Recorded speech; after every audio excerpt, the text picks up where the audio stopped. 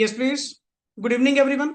So in the previous part हम लोगों ने मैक्रो इकोनॉमिक्स में पर्टिकुलर थोड़ी सी जस्ट इंट्रो अपनी क्या करी, डिस्कशन करी। एंड लिटिल बिट अभी हमने part A part B book के बारे में समझा था, और हमारी the recent discussion going on थी सर मैक्रो में व्हाट काइंड ऑफ प्रॉब्लम्स, जो मेरा लास्ट वर्ड था, व्हाट काइंड ऑफ प्रॉब्लम्स हमें यहाँ पे देखने को मिलेंगी, जिनमें से अभी जस्ट अपन एक ही बात कर रहे थे रिगार्डिंग द अनएम्प्लॉयमेंट। बट उससे पहले मुझे जस्ट एक सिंपल सा डिफरेंस दोनों के बीच में क्या था, माइक्रो और मैक्रो के बीच में जो डिफरेंस था कि sir economic problems remains almost the same, but the perception उनको डील करने का, व्यू पॉइंट उनको डील करने का यहाँ पे क्या हो जाता है, चेंज। हमने जिन इकोनॉमिक प्रॉब्लम्स को पहले इंडिविजुअल लेवल पे डिस्कस किया था, बड़े ही स्मॉल लेवल पे डिस्कस किया था, अब उन्हीं इकोनॉमिक प्रॉब्लम्स को डील करना economy as a whole, that is basically called as macro. Clear. अब यहाँ पे नेक्स्ट ऑन पॉइंट, अगर मैं, चलो अनएम्प्लॉयमेंट की डिस्कशन अपन कर चुके थे, और हमें ये भी बताया गया था कि मैक्रो लेवल पे जो प्रॉब्लम सॉल्वर है वो अपने आप में कौन होती है, इनकम। एक्चुअली मैक्रो में तीन वर्ड चलते हैं जी मेन। One is called as income, next is output, and number third word चलता है जी क्या, एम्प्लॉयमेंट। क्योंकि यहां पे जब परसेप्शन आपने economy as a whole take up कर ही ली है, और आपने प्रॉब्लम सॉल्वर मैक्रो लेवल पे किसको कह दिया कि income is the problem solver, अगर कहीं भी आपकी बात स्टक होती है, जैसे +1 लेवल पे कोई भी प्रॉब्लम्स में जब आप गए तो उसका सॉल्यूशन आपका एक ही पर्सन था, कौन, प्राइस। प्राइस को जरा सा प्लस माइनस करो, ऑटोमेटिकली आपकी प्रॉब्लम क्या हो जाती थी, सॉर्ट आउट हो जाती थी। वही यहां पूरी मैक्रो लेवल पे the problem solver for the central issues will be कौन होगा, income. Actually the things got connected. कल आप जो एक लाइन बात कर रहे थे सर, अगर इनकम बढ़ेगी तो लोगों की डिमांड बढ़ेगी, डिमांड बढ़ेगी तो नेचुरली एक्सपेंडिचर बढ़ेगा, एक्सपेंडिचर बढ़ेगा तो लोग आउटपुट, प्रोड्यूसर्स क्या करेंगे, आउटपुट जनरेट करेंगे। अब आउटपुट को प्रोड्यूस करने के लिए लोगों को काम मिलेगा, जिससे क्या होगी, इंप्लॉयमेंट बढ़ेगी, एंड इंप्लॉयमेंट बढ़ेगी, ऑटोमेटिकली वो इनकम को दोबारा रेज करेगी। सो मैक्रो लेवल पे all the things got connected होती हैं। आप किसी भी एक फैक्टर को क्या करोगे, चेंज करोगे, तो पूरी इकोनॉमी के अंदर उसका इंपैक्ट देखने को आपको मिलेगा। क्लियर।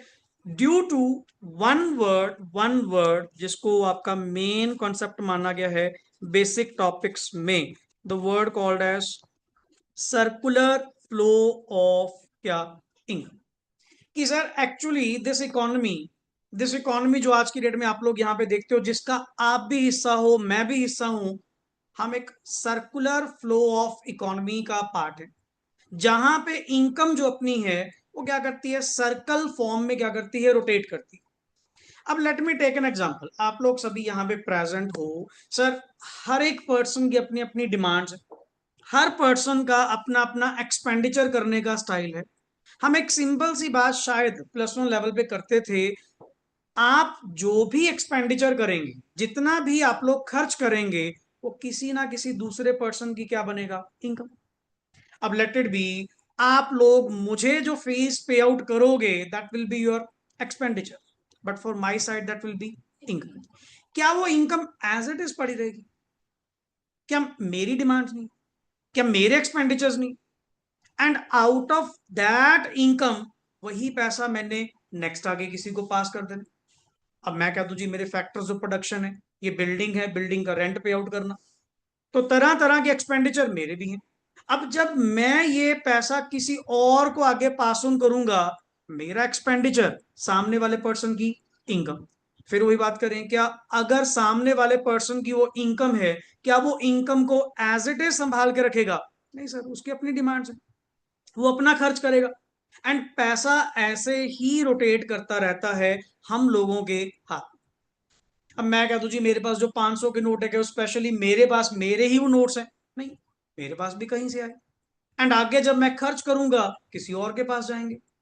हम ना अपनी नॉर्मल लैंग्वेज में कई बार वर्ड यूज कर रहे होते हैं, मान लो को घर पे कोई हैवी एक्सपेंडिचर आ गया, कुछ और आ गया, सर अभी थोड़ा सा वेट कर सकते हो, अभी सर्कल थोड़ा टाइट है, सर्कल, दैट मीन्स मेरे पास भी कहीं से पेमेंट आएगी, तभी तो नेक्स्ट आगे मैं पेमेंट आपको पास ऑन करूंगा।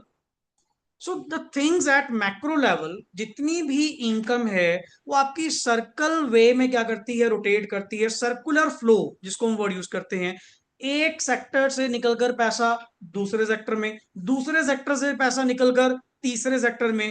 तो यहाँ पे सबसे इंपॉर्टेंट चीज इस सर्कुलर फ्लो ऑफ इनकम के साथ आती है, sir there are 4 sectors of the economy. हमने इस इकोनॉमी को 4 सेक्टर्स में डिवाइड किया हुआ है, क्लियर, जिनमें जिनमें हम अपना ये circular flow of the relation क्या करेंगे, डिस्कस करेंगे कि कैसा इनके बीच में फ्लो, हमारे बीच में। अब आप एट प्रेजेंट इस रूम में आप लोग प्रेजेंट हैं, आप लोग बिलोंग करते हो consumer class. At this time मैं बिलोंग करता हूं टू द प्रोड्यूसर क्लास। सबसे पहला सेक्टर यहां पे जो आपके पास आता है दैट इज कॉल्ड एज कौन सा, household, which consist of consumers. And number two कौन सा आता है जी अपने पास, producer sector, which belongs to जितने भी तुम्हारे प्रोडक्शन हाउसेज हैं, जितने भी तुम्हारे सप्लायर्स हैं, क्लियर। एंड नंबर थर्ड पे आती है जी कौन, गवर्नमेंट। नंबर थर्ड पे कौन आता है, government sector, clear. And number four the last one, इन तीनों को छोड़ के हम बोलते हैं rest of the world, rest of the world. अब मैं कह दूं कि सर क्या अपने इंडिया का लेन देन सिर्फ और सिर्फ क्या डोमेस्टिक लेवल पे ही है, क्या इंटरनेशनल लेवल पे हम लोगों के ट्रेड नहीं चलते, इंटरनेशनल लेवल पे हम लोगों की इकोनॉमिक ट्रांजैक्शन नहीं चलती? तो that is why rest of the world भी हमें साथ में क्या करना पड़ता है, कवर करना पड़ता है। अब एक एक करके जब आप टॉपिक अपना स्टार्ट करेंगे तो आप इन्हीं 4 सेक्टर्स के अंदर इनका रिलेशन क्या करना है, क्लियर करना है कि what is the main relation, हमारे बीच में किन किन तरह की एक्टिविटीज गोइंग ऑन। अब आपके एक सिंपल सा पॉइंट, क्या प्रोड्यूसर सारी प्रोडक्शन एट इट्स ओन खुद से कर रहे हैं? नहीं सर, मैं भी तो फैक्टर्स ऑफ प्रोडक्शन कहां से ले रहा हूं, आप लोगों से। आप लोगों में से ही फैक्टर्स ऑफ प्रोडक्शन प्रोवाइड करने वाले हैं, लैंड, लेबर, कैपिटल, एंटरप्रेन्योर। उनको हायर करते हुए एक प्रोड्यूसर क्या करता है, प्रोडक्शन करता है, गुड्स एंड सर्विसेज की प्रोडक्शन करते हुए नेक्स्ट आगे उन्हीं को सेल करता है, पैसा कमाता है, और वही पैसा आप लोगों में नेक्स्ट आगे बांट देता है। अब लेबर को अगर कहते हैं, लेबर को क्या मिलते हैं जी, वेजेस। लैंड के ऊपर क्या मिलेगा, रेंट। कैपिटल पे क्या मिलेगा, इंटरेस्ट। एंटरप्रेन्योर को क्या मिलेगा, प्रॉफिट। सो मुझे इसी काइंड ऑफ रिलेशंस को वन बाय वन एक्सप्लेन करना है कि ये 4 सेक्टर्स ऑफ द इकोनॉमी आपस में कनेक्टेड कैसे हैं। हाँ, अलग अलग मॉडल्स आएंगे, मे बी शायद आपने अगर स्कूल लेवल पे लिटिल बिट सुना हो, there is a 2 sector model. 2 sector model हम किसको कहते हैं, household and producer. Then comes 3 sector model. 3 sector में कौन आ गया, हाउस होल्ड, प्रोड्यूसर और government. And the last one is 4 sector. 4 sector में आप चारों टेकअप करेंगे, क्लियर। तो ये आपके one of the main topics में चैप्टर 1 और 2 में कवर होगा। बट इधर आइए sir, what kind of problems की जो आप बात कर रहे थे, कि सबसे पहला पॉइंट तो अनएम्प्लॉयमेंट को लेकर द मेजर इशू जो इंडिया में वैसे भी गोइंग ऑन है, और उसकी अपन कल बात कर रहे थे कि there is a deficient man power planning. India में सबसे बड़ी प्रॉब्लम किस बात की है, यहाँ पे मैन पावर प्लानिंग बिल्कुल भी नहीं है आजकल तो। स्पेशली एकेडमिक स्टैंडर्ड्स जितने डाउन करते जाएंगे, जितना लो स्टैंडर्ड ऑफ एजुकेशन होता रहेगा, उतनी अनएम्प्लॉयमेंट रेट बढ़ती रहेगी। क्यों, everybody will get passed. Her person graduation की डिग्री लेके घूम रहा है, बट पर्टिकुलरली उसको नौकरी तो कहीं नहीं मिल रही। And they are expecting from the government कि गवर्नमेंट उनको अपॉर्चुनिटी प्रोवाइड करे, इंप्लॉयमेंट प्रोवाइड करे। गवर्नमेंट तो खुद से कोई काम नहीं कर रही, गवर्नमेंट तो खुद किसको लेकर आ रही है, प्राइवेटाइजेशन को लेकर आ रही है। सो ये सारी मैक्रो लेवल की जो प्रॉब्लम्स हैं। अब like number 2 problem, that is problem of problem of rise in general price level, general price level which is called as क्या, इन्फ्लेशन, जिसको अपन वर्ड क्या बोलते हैं, जो आज की करंट घड़ी इन दिनों आप जो देख रहे हैं, ये सिचुएशन गोइंग ऑन, जब से ये युद्ध छिड़ा हुआ है पर्टिकुलरली। अब ये नहीं पता ये कब सेटल डाउन होगा, कब तक इसके कंसीक्वेंसेस हमें फेस करने पड़ेंगे। और ऊपर से इन्होंने मार भी जो सबसे ज्यादा पड़ी इंडिया को, वो किस चीज के ऊपर पड़ रही है सर, पावर, ट्रांसपोर्ट। अगर हम बेसिक ही कह दें, हमारे इकोनॉमिक इंफ्रास्ट्रक्चर में, तो वर्ड क्या क्या होता है, एनर्जी। एंड वो energy most of the products तो आपके क्या होते हैं सर, इंपोर्ट होते हैं। अब जिसकी वजह से overall supply in the India India क्या हो जाएगी, reduced, restricted, due to which overall price levels आपके क्या होने शुरू हो जाएंगे, इंक्रीज। अब चाहे वो कमर्शियल गैस को लेकर है, चाहे वो पेट्रोल डीजल को लेकर है, बिकॉज क्रूड ऑयल जब यहां भी नहीं आएगा, जब बेसिकली क्रूड ऑयल की सप्लाई ही क्या हो जाएगी, मतलब पर बैरल्स अगर हम आज की डेट में चेकआउट करें जो इंडिया में आ रहा है, सर कई गुना रेट बढ़ गए।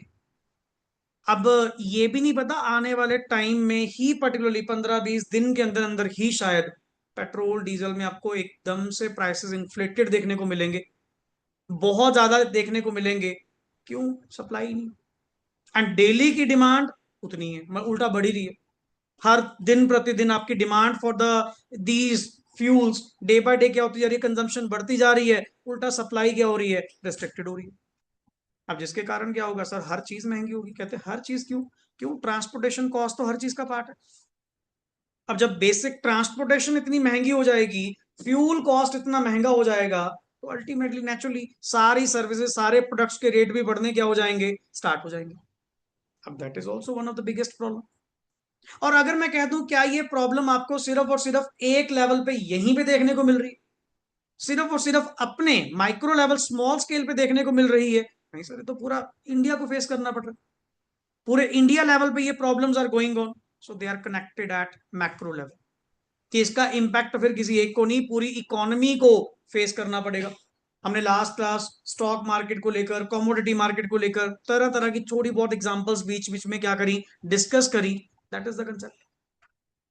अब ये कुछ थिंग्स हैं, and one of the trending next on topic, sir the problem of growth of output and resources.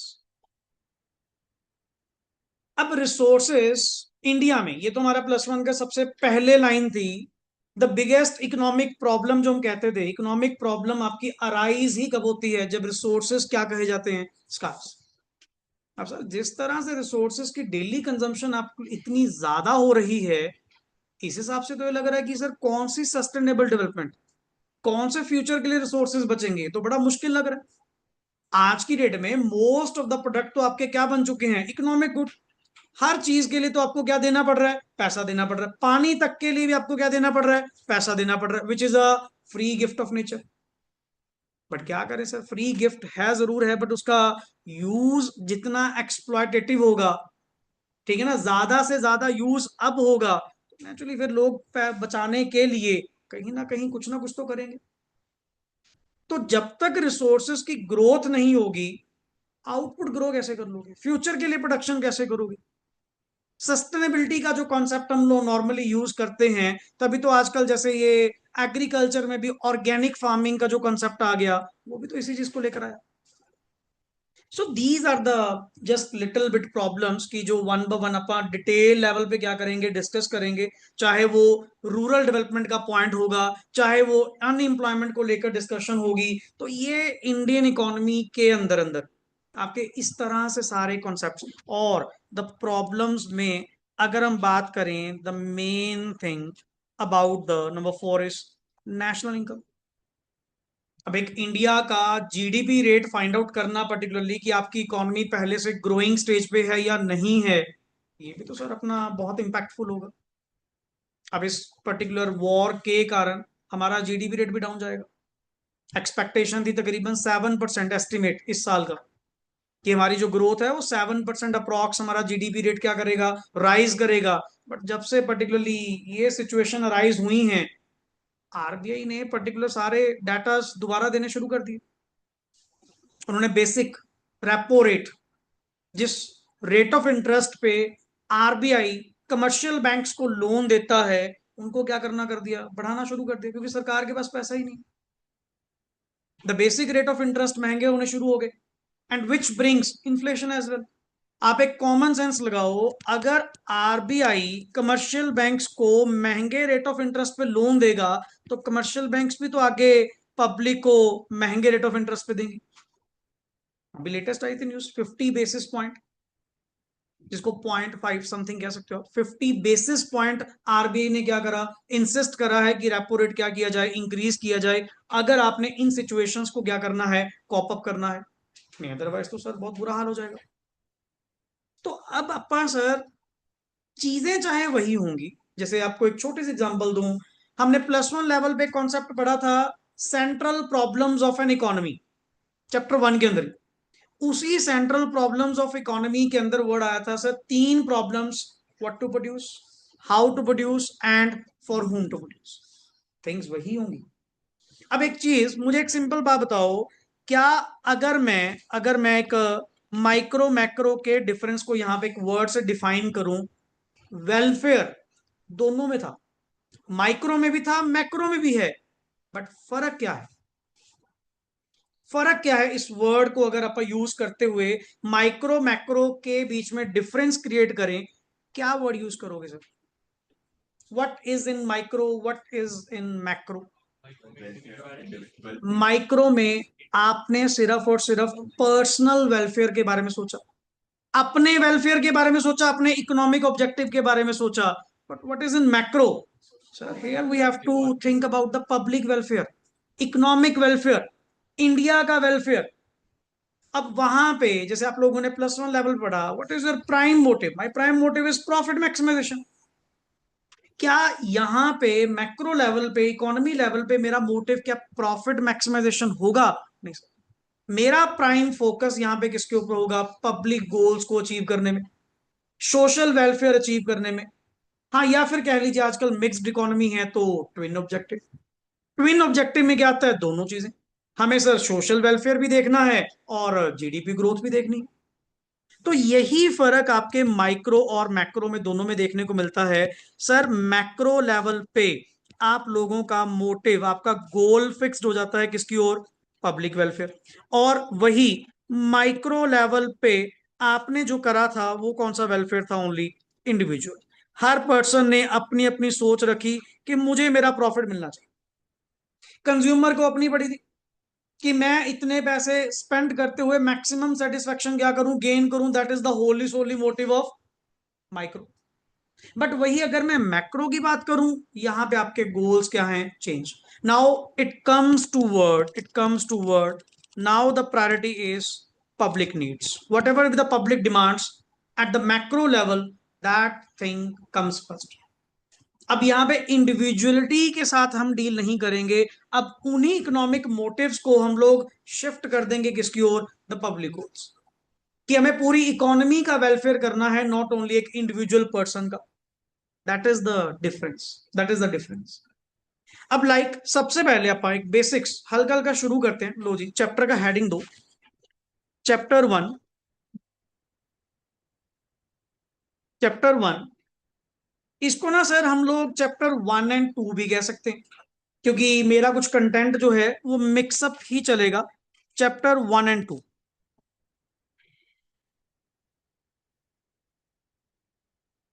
Basic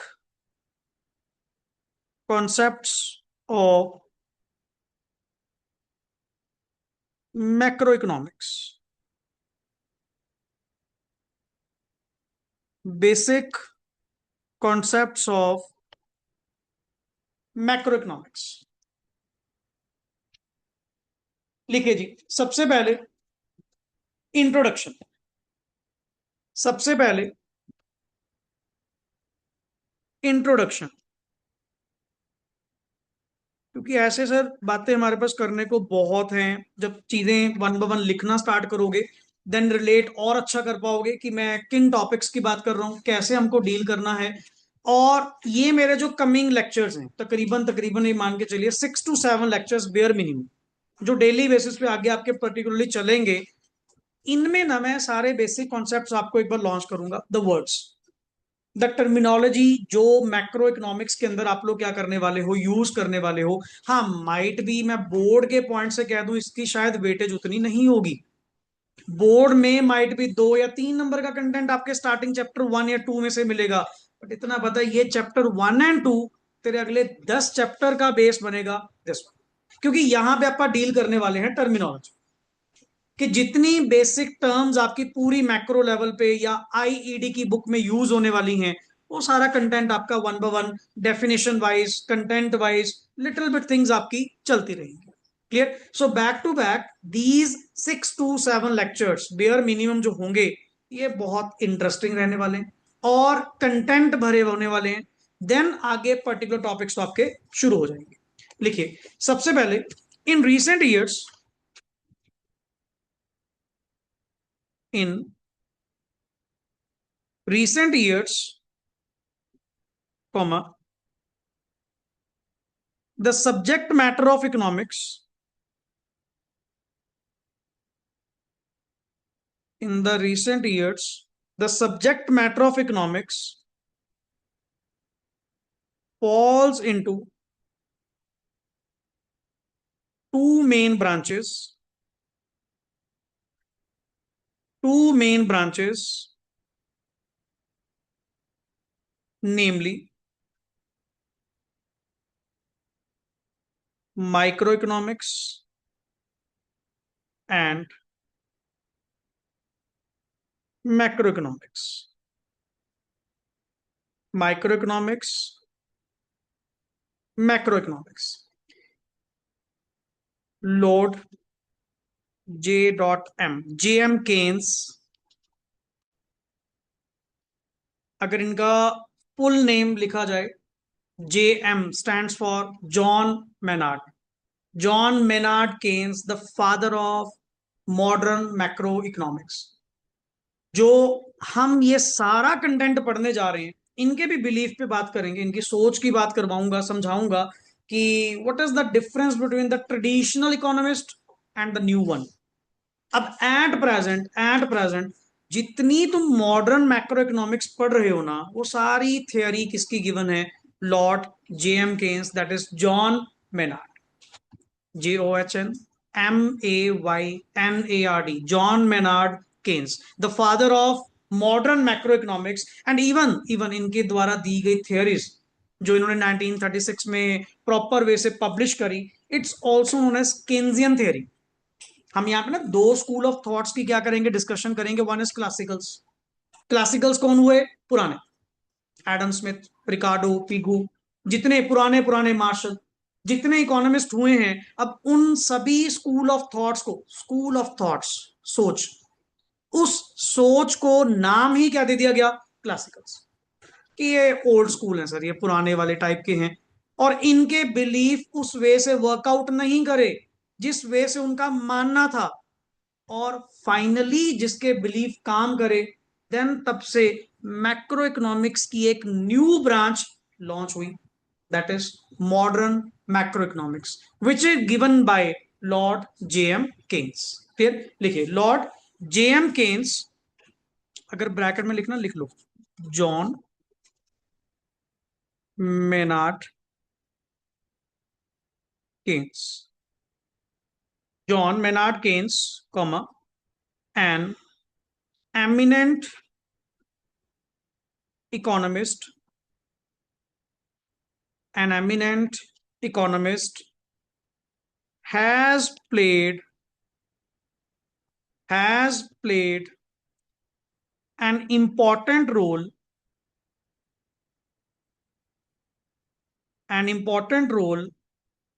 in the development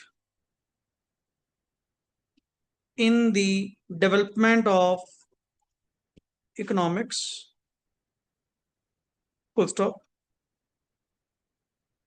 He is called, inverted commas में, the father of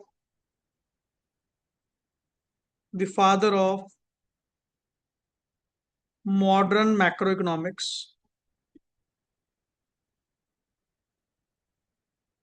the father of modern macroeconomics.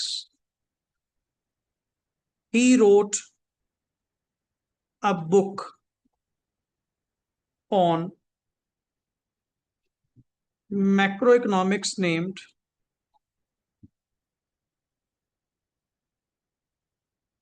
he wrote a book on macroeconomics named journal theory of employment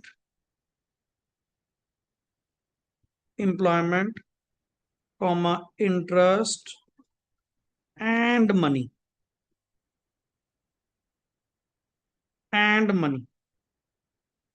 published in 1936। Even sir ये may be one marker में ना कभी question आपको ये भी पूछा जा सकता है कि मॉडर्न मैक्रो इकोनॉमिक्स कब इमर्ज हुई as a separate branch of proper way से। ये हुई थी जी 1936 में इनके आने से। एक्चुअली क्लासिकल्स का बिलीफ जो था, थोड़ा सा बता ही रहा हूं, आगे लिखने में सब कुछ मिलेगा आपको। जितने पुराने इकोनॉमिस्ट हुए हैं उन सबका बिलीफ अच्छा भला गोइंग ऑन था टिल 1929। टिल 1929 तक उनके जो भी बिलीफ थे, जो उनका मानना था, अच्छा भला सब गोइंग ऑन था, जब तक 1929 के ग्रेट डिप्रेशंस नहीं होते। देन कम्स 1929 के ग्रेट डिप्रेशन, जिसमें उन क्लासिकल्स के बिलीफ को फेल होते हुए देखा गया। And sir what was the belief, आपका क्वेश्चन होगा कि सर फिर ऐसा क्या था कि मतलब जो फेल होते हुए देखा गया। क्लासिकल्स का मानना यह था कि there is no need of government intervention. किसी भी इकोनॉमी में गवर्नमेंट इंटरवेंशन की नीड होती ही नहीं। What to produce, how to produce, for whom to produce are the decisions to be taken by the market forces. Market forces अपनी कितनी है? दो। One is demand, second is अपने आप खुद को एडजस्ट करेंगी, हमें गवर्नमेंट की इंटरवेंशन नहीं चाहिए। बट सर फिर जब डिप्रेशन की बात आई, जब इकोनॉमी बिल्कुल बैठ गई, डाउन हो गई, तब जाके देखा गया पर्टिकुलरली कि अब करो इसको सेट अपने आप। आप तो कह रहे थे कि जो इक्विलिब्रियम है वो ऑटोमेटिकली अपने आप को क्या करेगा, एडजस्ट करेगा, एंड ऑटोमेटिकली आप इक्विलिब्रियम में दोबारा आ जाओगे। अब कहाँ गया तुम्हारा ऑटोमेटिक? तुम तो कहते थे कि जितनी भी इकोनॉमिक एक्टिविटीज हैं, कंजम्पशन है, प्रोडक्शन है, that is regulated by the market forces. अब को मार्केट फोर्सेस को इसको रीहैब करे, मार्केट को दोबारा स्टेबल करे। डिप्रेशन की स्टेज में तो पूरा का पूरा सिस्टम ही बैठ गया। And at that time government ही थी जो उस इकोनॉमी को डिप्रेशन की स्टेज से निकालकर रिकवरी की स्टेज पे एंड बूम साइकिल पे लेके गई थी। कहते अब तुम्हारे बिलीव्स कहां गए? आप तो कहते थे कि ये जो फुल एम्प्लॉयमेंट है that is a normal feature, कि हमारे यहाँ पे जितने रिसोर्सेज हैं दैट इज ऑलरेडी एम्प्लॉयड। नहीं, फिर अब क्या हो गया 1929 में? फिर अब करवा लो क्लासिकल्स की सोच के अकॉर्डिंग ही करवा लो, अपनी इकोनॉमी को सेट करवा लो। तब तो कह रहे हो नहीं जी नहीं, हमें तो कोई बाहर निकाल नहीं पाएगा, हम तो दलदल में फंस गए, हम तो डिप्रेशन में आ गए। नहीं, फिर कर लो। तब जाकर एंट्री हुई किनकी? In Keynesian theory. और इनका पहला प्राइम पॉइंट ही क्या था? There is always a government. Government का होना जरूरी है। अब आज की डेट में आप जितनी भी ऑल ओवर प्रॉब्लम्स की बात कर लें, चाहे आप कहते हैं सर सिंपल सी बात है, 99% ऑफ द एरियाज आपके क्या हो गए? प्राइवेटाइज्ड हो गए। बट स्टिल गवर्नमेंट इंटरवेंशन आज भी है। गवर्नमेंट इंटरवेंशन आज भी है। अब कोरोना की सिचुएशन आई या और भी कल को बैड पोजीशन अगर कहीं होती है, कहीं ना कहीं गवर्नमेंट ही है जो इन चीजों को क्या करती है, मैनेज करती है। नहीं, आप all over the world particularly आपको एग्जांपल ऐसे सेट आउट कर लो कि जिसमें गवर्नमेंट के बिना इकोनॉमीज प्रॉपरली चल रही हो, या तो माफिया होंगे, लाइक मॉस्को, जहां पे प्योरली क्या चलता है, माफिया चलता है। फिर वहां पे गुंडागर्दी है। तो सर अल्टीमेटली हम तो चाहते हैं कि, हम तो कहते हैं कि गवर्नमेंट के बिना तो कोई इकोनॉमी रन नहीं कर सकती। वो बात अलग है कि आजकल गवर्नमेंट की पार्टिसिपेशन डे बाय डे क्या होती जा रही है, कम होती जा रही है। गवर्नमेंट में भी एग्जीक्यूशन सही नहीं है, करप्शन बहुत है, तरह तरह की प्रॉब्लम्स बहुत है, but still government is the necessity. कभी आपने सुना वो ट्रेड साइकिल्स? सुना कभी? मैक्रो लेवल पे अब ये चीज आपको जरूर समझनी चाहिए, सुननी चाहिए। सर हमारी इकोनॉमी में जो मेन रोल प्ले होता है ना, क्या एक बात बताओ, पूरे साल में all time money supply remain same? क्या मार्केट में हमेशा तेजी रहती है? कभी थोड़ी डाउन भी जाती है, कभी बिल्कुल मंदी की स्टेज भी आती है, और कभी धीरे धीरे मार्केट दोबारा फिर चलना शुरू हो जाती है। That is basically called as trade cycles. आप अगर कभी भी देखें तो आपके trade cycles, sir, normally boom, recession, depression से नेक्स्ट इज, ये वाला टॉप पीरियड आपका कौन सा होता है? बूम। इसको वर्ड क्या बोलते हैं? तेजी, पैसा ही पैसा, कि मार्केट मतलब धड़ाधड़ बढ़ी पड़ी है। And at that time market में इतना पैसा ट्रेवल कर रहा होता है ना, जितना मर्जी पैसा बना, बस आपकी अवेलेबिलिटी चाहिए, आपके लिए सर्विस अवेलेबिलिटी होनी चाहिए कि आपका प्रोडक्शन करी, माल बेचा, पैसा कमाया, चलो जी।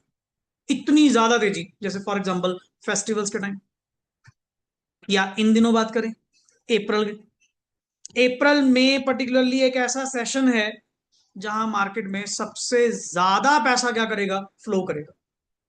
एक तो फार्मर्स की जितनी फार्मिंग है वो सारी सेल आउट हो जाती है, उनके पास पैसा आता है। इधर से स्कूल्स वगैरह के सेशन सारे स्टार्ट हो जाते हैं, वो सारे एक्सपेंडिचर, हर जगह ये मान के चलो ये वाले मंथ अपने आप में मैक्सिमम मनी सप्लाई वाले होते हैं।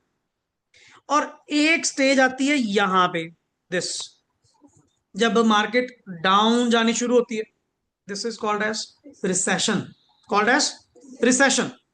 और एक आती है बिल्कुल ये वाली stage, this is called as depression. Clear? और एक आती है ये वाली स्टेज ऊपर वाली, that is called as recovery. So ये जो आपकी इकोनॉमी है ना, ये ऑलवेज इन ट्रेड साइकिल्स में ही क्या करती रहती है, फ्लो करती रहती है। कभी भी मार्केट आपको स्टेबल देखने को नहीं मिली, और ना कभी होनी चाहिए, ना कभी होनी चाहिए। ऑलवेज ये चेंज अपना नेसेसिटी है, पार्ट ऑफ लाइफ है, ये ऐसा ही फ्लो करता रहेगा। कभी तो आदमी के पास पैसे बहुत ज्यादा होते हैं, कभी थोड़ा डाउन हो जाता है, कभी डिप्रेशन हो जाता है, कभी पर्टिकुलरली फिर रिकवरी की स्टेज पे आते हैं। अब आप कभी भी किसी बिजनेस को देख लो, क्या कोई ऐसा पर्टिकुलर बिजनेस जो ऑल टाइम बूम पीरियड में हो? नहीं।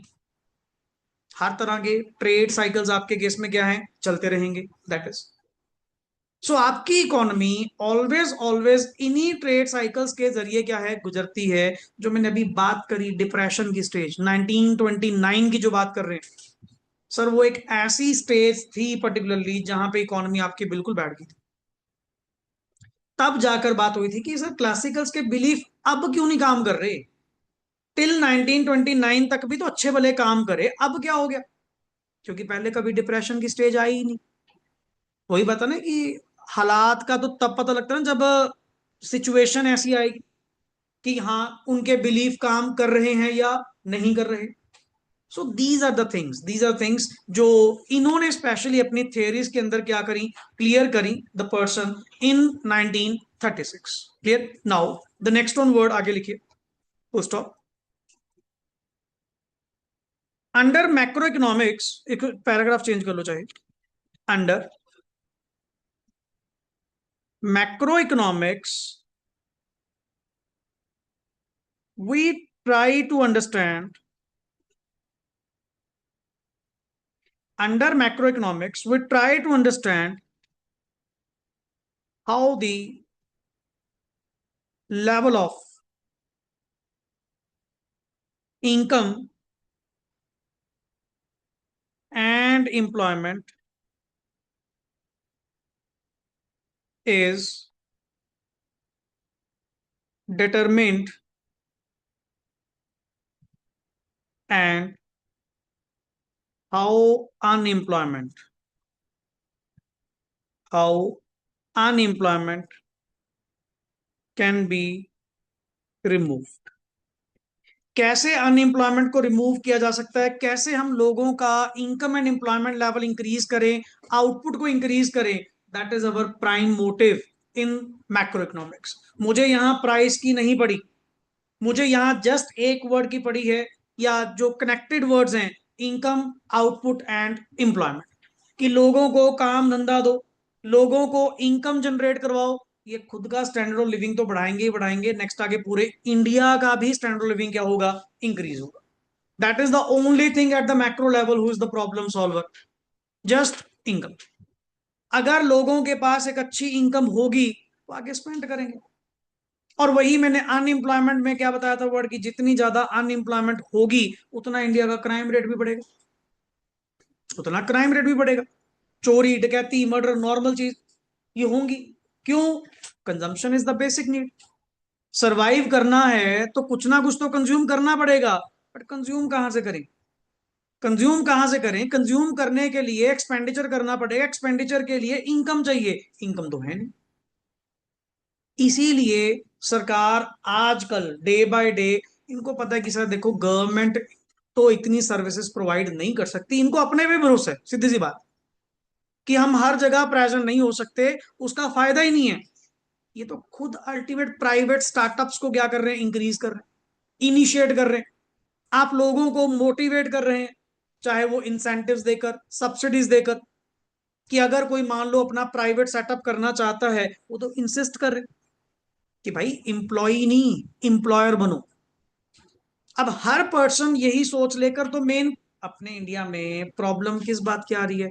जितनी यंग जनरेशन है, मोस्टली सब पर्सन इंप्लॉय बनने की सोच रख रहे हैं। अगर आप सोचो, अगर हर पर्सन इंप्लॉय बनने का सोचेगा, तो भाई काम कौन देगा? काम कौन प्रोवाइड करेगा? वो तो एम्प्लॉयर प्रोवाइड करता है। बट हर पर्सन की सोच क्या बन रही है? अब मुझे अपना ये सेटअप ना करना पड़े, मुझे रिस्क ना लेना पड़े, मेरे को तो बैठे बिठाए महीने की सैलरी मिल जाया करे। अगर भाई हर बंदा ऐसी सोच रखेगा, एम्प्लॉयर कोई बनेगा ही नहीं, नए बिजनेस सेटअप ही नहीं होंगे, एम्प्लॉयमेंट कहां से रेज होगी? एम्प्लॉयमेंट कहां से रेज होगी? इसीलिए गवर्नमेंट आजकल डे बाय डे बहुत नई नई स्कीम्स निकालती जा रही है, कि अगर लेट इट बी कोई बंदा अपने लेवल पे किसी तरह का काम करना चाहता है, हम आपको सपोर्ट करेंगे। स्टार्टअप इंडिया के नाम से जो कैंपेन चलाई जाती है, स्किल इंडिया के नाम से जो कैंपेन चलाई जाती है, कि लोगों को रोजगार मिले, लोग अपने लेवल पे खुद का क्या करें? सेटअप करें। हम तो कह रहे हैं अच्छी बात है। अगर आप अपने खुद के प्राइवेट एंटरप्रेन्योर्स बनेंगे, एंटरप्रेन्योर एक्टिविटी को बढ़ाना, that is the prime motive हो चुका गवर्नमेंट का। बट वही है, यूथ आजकल फिर भी कहीं ना कहीं डिस्ट्रैक्टेड है, कि गवर्नमेंट हमें नौकरी देगी। गवर्नमेंट कहाँ से नौकरी दे देगी? गवर्नमेंट का बजट तो पहले सही नहीं, इनके पास तो बेचारों के पास अपने पैसे नहीं है। क्यों? मिसमैनेजमेंट बहुत है, पैसा इकट्ठा बहुत होता है, कहीं और ही खर्च कर देते हैं, किसी और ही पर्पस के लिए लग जाता है। एंड अल्टीमेट अगर आप समझो ध्यान से, क्या गवर्नमेंट का कोई अपना पैसा है? गवर्नमेंट जितनी स्पेंडिंग कर रही है, जितना खर्च कर रही है, बड़े बड़े घोटाले हो रहे हैं, कुछ हो रहे हैं, ये कहां से हो रहे हैं? किसका पैसा है वो? हमारा पैसा। हमारे से वो पैसा by the way of tax लेकर, दो तरह के tax, number one is direct tax, number two is indirect tax. Direct tax like income tax, indirect tax like GST. Sir पे तो हम कर रहे हैं, बट हमें उसके कॉरस्पॉन्डिंग क्या मिल रहा है? कुछ भी नहीं। आप लोग समटाइम्स, हम लोग कंपेयर कर लेते हैं अपनी कंट्री को with that of the other country, and सबसे बड़ी बात विद द डेवलप्ड कंट्री, जो कि करना बनता ही नहीं। आप डेवलप्ड थोड़ी आते हैं, किस में आते हैं? डेवलप्ड। हाँ, अंडर डेवलप्ड भी नहीं है, उनसे थोड़ा ऊपर है। आप देखते हैं सर, वैसे फॉरेन की टैक्सेशन उल्टा ज्यादा है, फॉरेन की टैक्सेशन वहां पे उल्टा ज्यादा है, बट लोग फिर भी खुश होकर टैक्स पे करते हैं। उसका कारण क्या है? बेनिफिट्स। बेनिफिट्स लाइक किस तरह के? सर, उनके एजुकेशन के, मेडिकल के, उनके बच्चों की केयर को लेकर लगा लो, उनकी ओल्ड एज पेंशन्स को लेकर लगा लो। उनको पता है कि हमारे पर्टिकुलर गवर्नमेंट हमारे लिए करेगी, हमें उसके क्या मिलेंगे? बेनिफिट्स मिलेंगे, वो खुशी खुशी टैक्स पे करते हैं। अब वही सेम चीज अब अगर आप एक्सपेक्ट करते हो इंडिया से, इंडिया की गवर्नमेंट से, उनको कुछ भी नहीं दिखता, कि सर बेनिफिट्स कमाल है, ये तो मन करे टैक्स लेके मुकर जी, भी आपने भरा पर नहीं भरा, एक नोटिस और ले, ये भी डिमांड पे कर। तभी तो लोग यहाँ पे क्या करते हैं? टैक्स इवेजन, टैक्स की चोरी करना पर्टिकुलरली, या किसी भी बात को लेकर टैक्स प्लानिंग करना। लोग क्या सोच रहे हैं सर यहाँ पे? वो क्यों टैक्स भर के राजी नहीं है? क्योंकि लगता है हमें थोड़ी कुछ मिलना है। ये भी नहीं पता कौन से मंत्री की जेब में जाएगा, कहां पहुंचेगा, हमें तो उसका कॉरस्पॉन्डिंग कोई बेनिफिट नहीं मिलना। That is why people avoid tax obligation. अब सिंपल सी बात है, सरकार चलाने के लिए क्या चाहिए? पैसा चाहिए। जब सरकार तक पैसा ही नहीं पहुंचेगा, आगे खर्च कहां से करेंगे? फिर वो आरबीआई से नए नोट प्रिंट करवा करवा के गवर्नमेंट अपना बजट क्या करती है, मैनेज करती है, वो फिर मनी सप्लाई ज्यादा हो जाती है। सो थिंग्स कहीं तो वर्स चल रही है ना किसी पॉइंट से तो वर्स चल ही रही है। और हम तो सीधी सी बात कहते हैं, बस इंडिया चल रहा है, ठीक है। नहीं, अदरवाइज अगर डेट की बात करें, अब यूएस नहीं घबराया फिर। डेट पार्ट उसका कितना बिलियंस में डॉलर्स में क्या हो चुका, इंक्रीज हो चुका। तभी तो ईरान पे कब्जा लेने को कह रहे हैं कि अगर ईरान का कब्जा पड़ गया हमारे में, ये तो वैसे ही तेल के व्यापारी हैं, पूरा वर्ल्ड लेवल हमारे पीछे पीछे घूमेगा और हम अपना डेट बर्डन क्या कर लेंगे, कम कर लेंगे। बहुत नेक्स्ट लेवल की मैक्रो पॉलिसीज चलती। नहीं, अगले को शौक थोड़ी है किसी भी जाके घर में मिसाइल गिराए। कोई तो सिस्टम होगा, कोई तो अगले का माइंड होगा। एंड फिर उस इकोनॉमीज के बैकग्राउंड, साथ में सपोर्टिंग इकोनॉमीज कितनी लगती। अब ईरान के साथ लगेगा पाकिस्तान, पाकिस्तान के साथ कौन लगेगा, चाइना। हर पर्सन अपनी अपनी फ्यूचर को सोचते हुए फंडिंग कितनी इकट्ठी हो रही है कि इनको मैटर इनका सुलझाया जाए। भाई अगर ये ना सुलझा, डिस्ट्रक्शन दोनों देशों की है और उनके साथ साथ सबकी है जो कनेक्टेड विद देम। क्यों? व्यापार बंद हो जाएगा, सारा कामकाज बंद हो जाएगा, इंपोर्ट एक्सपोर्ट बंद हो जाएंगे। यहां तो ये नहीं पता कि आने वाला नेक्स्ट ऑन टाइम क्या लिखा हुआ है, कि 4-6 महीने में अगर ये सेटल डाउन ना हुआ तो बहुत मुश्किल क्रिएट हो जाएगी। सो आरबीआई को भी अपनी पॉलिसीज चेंज करनी पड़ेंगी, गवर्नमेंट को अपनी पॉलिसीज चेंज करनी पड़ेंगी। आज का पार्लियामेंट का मेन इशू क्या बना पड़ा है? यही तो बना पड़ा है कि भी कैसे टैकल डाउन करें। बिठाओ कोई मीटिंग अपने लेवल पे, कोई G8 वगैरह जितने भी तुम्हारे अदर कंट्रीज हैं उनको बुलाओ, इन चीजों में सेटल डाउन करवाओ। सो अब यहाँ पे इस लेवल की बात होगी। पहले आप अपनी बस ठीक है पर्सनल थिंग्स में खेलते रहे, डिमांड सप्लाई में खेलते रहे। Now it's not demand and supply, it's aggregate demand, aggregate supply. यहां पर मैक्रो लेवल की बात कर रहे हैं, पूरी इकोनॉमी लेवल की बात कर रहे हैं। पहले आपने शायद अपनी इनकम की बात करी है, अब नेशन की इनकम की बात कर रहे हो, that is called as national income, जो अपना one of the main numericals में बड़ा इजी वन, मजेदार एंड श्योर शॉर्ट पेपर में मिलना ही मिलना है। आपके तो कमिंग एग्जाम्स जितने भी इन दिनों होंगे, सब में ये टॉपिक्स आएंगे, सब में। क्लियर? लिखो आगे। Next is in real terms, in real terms, comma, macro economics deals with the economy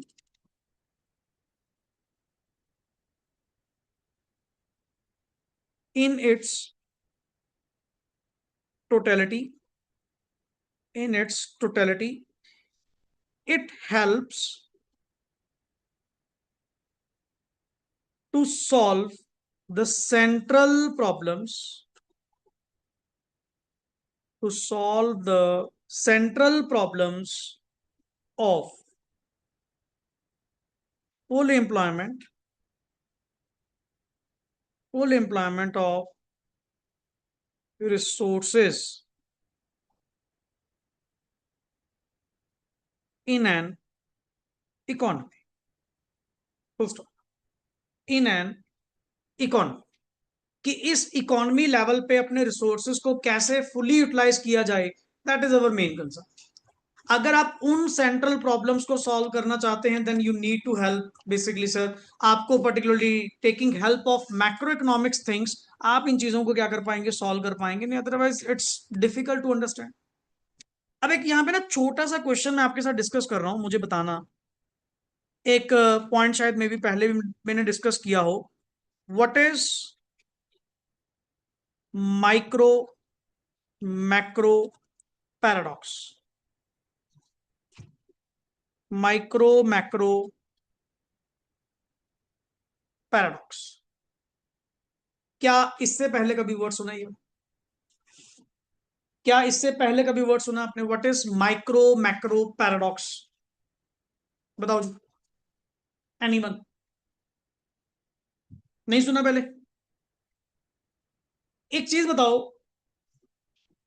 मैं एक चलो एग्जांपल डिस्कस करता हूं आपसे। इज सेविंग करना, सेविंग मीन्स पैसे बचाना, इज अ गुड थिंग और अ बैड थिंग? गुड और बैड?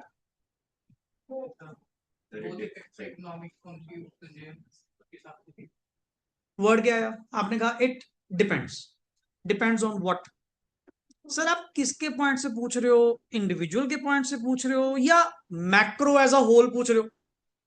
क्योंकि आपने तो बताया था कि मैक्रो लेवल पे इकोनॉमी जो चलती है वो तो उल्टा कंजम्पशन से चलती है, सेविंग से थोड़ी चलती है।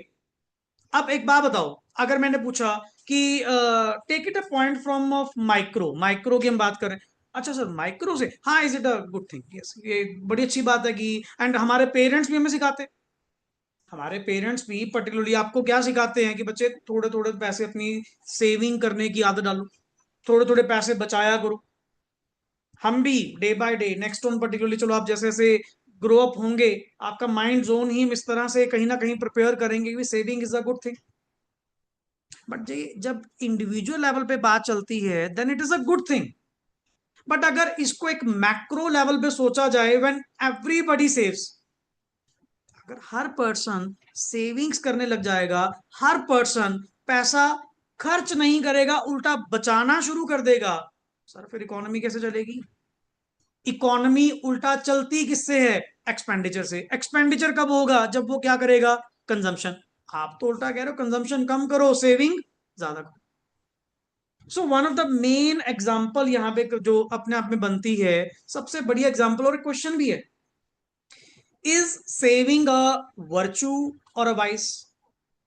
कि ये अपने आप में एक वर्चू है, वरदान है, या शाप है? वाइस? हम कहेंगे sir it's both, because it depends upon in which type of economics you are dealing. So what is paradox? Paradox का मतलब क्या है? What is logical at the micro level may not be logical at the macro level, and what is logical at the macro level may not be logical at the micro level. तेरे सामने example पड़ी, कहां तुम saving को promote कर रहे हो, जब बात कर रहे थे किस पे? माइक्रो लेवल पे। और वही सेविंग्स को अगर मैक्रो लेवल पे कहा जाए, जब हर किसी के पॉइंट से कहा जाए, तब तुम इंसिस्ट कर रहे हो नहीं नहीं नहीं, सेविंग इतनी नहीं करनी चाहिए, उल्टा क्या करनी चाहिए? कंजम्पशन करनी चाहिए, एक्सपेंडिचर करना चाहिए। मैं कहा कमाल है सर, आप मेरे को अकेले तो क्या समझा रहे थे, सेविंग करा करो। अब जब सबकी बात आई, सबके पॉइंट से, भाई इकोनॉमी के पॉइंट से सोचना अलग चीज है, इंडिविजुअल पर्सन के पॉइंट से सोचना अलग चीज है। अब एक इंडिविजुअल के पॉइंट से सोचना, the person is adding to his future prosperity. आप सेविंग कर रहे हो, सेविंग करने से आप अपना फ्यूचर क्या कर रहे हो? सिक्योर कर रहे हो।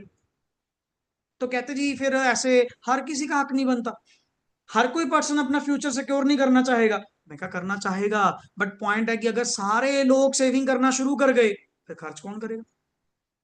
कि दुकानदारी सिस्टम, मार्केट वगैरह जो चल रही है, फिर इतना सिस्टम बनाने का फायदा क्या जब किसी ने खर्च ही नहीं करना? किसी टाइम तो ना गवर्नमेंट भी इंसिस्ट करती है कि माड़ा मोटा एक्सपेंडिचर करो। क्यों? एक्सपेंडिचर से ही मार्केट में रौनक वापस आएगी, मार्केट में पैसा आएगा, and circular flow of income आपका ऐसे ही नेक्स्ट आगे कॉन्टिन्यूसली चलता जाएगा।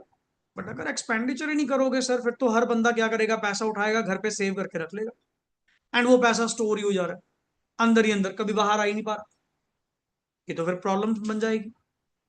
सो this is called as micro macro paradox. Paradox का मतलब क्या होता है? What is logical at the micro level may not be logical at the macro, and जो मैक्रो लेवल पे लॉजिकल लगता है वो आपका माइक्रो लेवल पे नहीं होता। So this is called as micro macro paradox. लिखो यहां पे answer. Answer, when a particular situation,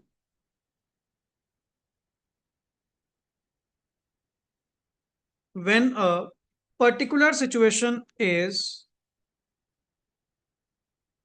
logical at the micro level, at the micro level, but becomes illogical at macro level, comma, it is known as micro macro paradox. Micro macro paradox, paradox के side पे लिख ले bracket में contradiction, contradiction. For example, savings is a virtue. Saving is a virtue at the micro level, but if all the people, all the people in the society start saving,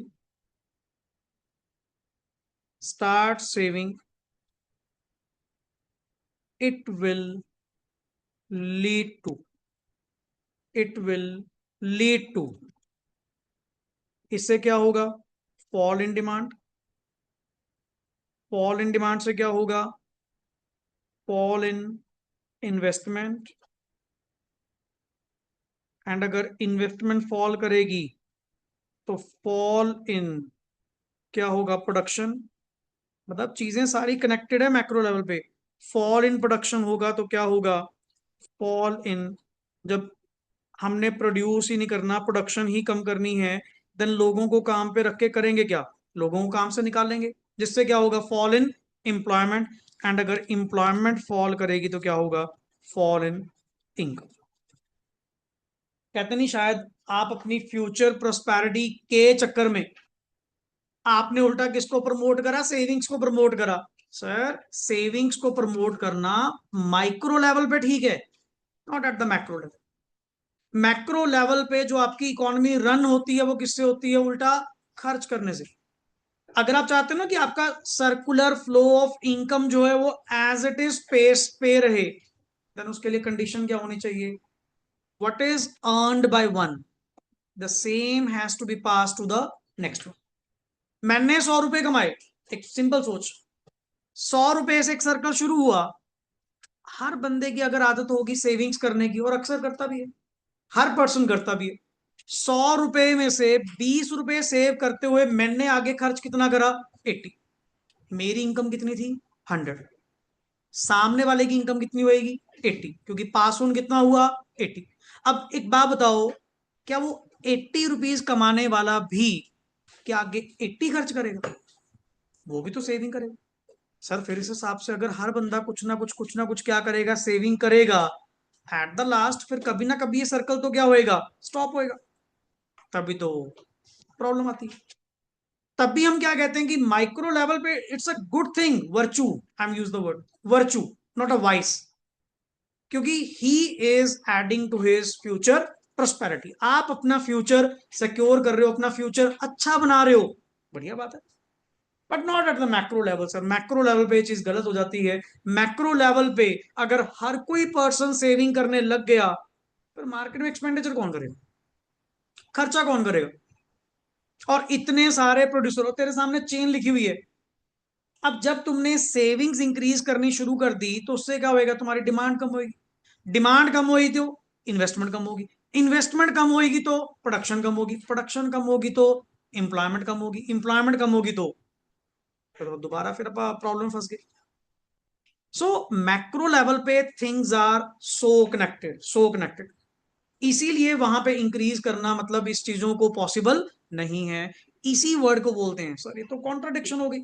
micro पे वही चीज logical है, macro पे वही चीज illogical. अब ये चीज भी क्या करें सर? तो थिंग्स यहां पे आती हैं ऐसी कुछ, हाँ, कि जो माइक्रो लेवल पे लॉजिकल मानी जाती हैं बट मैक्रो पे नहीं, और कुछ जो मैक्रो लेवल पे लॉजिकल मानी जाती हैं माइक्रो लेवल पे नहीं. सो this is the topic regarding just जो अपन ने आज एक बार स्टार्ट करा रिगार्डिंग क्लियर। अब ऐसे धीरे धीरे करते हुए जैसे मेरा नेक्स्ट वन पॉइंट आपसे होगा, what is importance of macro economics. मैं ना कुछ कंटेंट सुनो, आपको थोड़ा मिक्स ब्लेंड प्रोवाइड करूंगा रिगार्डिंग दैट वेरियस बुक्स का, और कुछ चीजें डायरेक्टली क्वेश्चन की फॉर्म में दूंगा। जैसे लिखवाने को इसका ना एक पैराग्राफ भी लिखवा सकता था, बट मैंने एक क्वेश्चन ही टेकअप कर लिया, और इसमें क्वेश्चन की दो लैंग्वेज है, what is micro macro paradox, और या फिर कई बार क्वेश्चन पूछा जाता है इज सेविंग अ वर्च्यू और अ वाइस। तो दोनों का रिप्लाई ये बड़ा सामने। तो कुछ चीजें मैं आपको क्वेश्चन फॉर्म में ही डिलीवर करूंगा, क्यों, वेटेज भी देखनी है ना। अब ये चैप्टर मुझे पता है कि जितनी वेटेज में मिलेगा, अकॉर्डिंग टू दैट आपको एग्जाम ओरिएंटेड ही क्या करेंगे, डिस्कस करेंगे। हाँ, इतनी श्योरिटी रही आप लोगों से, अगर नोट्स सही वे से प्रॉपर वे से बनाओगे, तुम्हें किसी अदर बुक को फॉलो करने की जरूरत नहीं है। That is guarantee from my side, warranty भी नहीं, गारंटी कह रहा हूं। ओपनली आप कहीं भी इन कंटेंट्स को अपने आप को पॉलिश करते हुए जिस मर्जी पेपर में बैठ जाना, कोई 1% दिक्कत नहीं है, क्योंकि अपन मल्टीपल बुक्स का कॉम्बिनेशन लेकर चलेंगे लेटेस्ट के अकॉर्डिंग टू, देन वो चीज आपको एट द बेस्ट आप खुद ही मेरे साथ 1 to 1 क्या करोगे, राइट डाउन करोगे। Is that clear. So next on lecture यहीं से, एंड नेक्स्ट लेक्चर थोड़ा टाइम भी मैं अपना अकॉर्डिंगली जैसा भी होगा आप बनाएंगे, ताकि थोड़ा आप धीरे धीरे इसको पेस पे लेके आए, लिखना स्टार्ट करें, एंड जो जो सिलेबस पैटर्न हमारे गोइंग ऑन है थोड़ा टाइमली उनको भी कंप्लीट करें। क्लियर, चलिए, ओके जी, thanks a lot and rest we will do in the next part.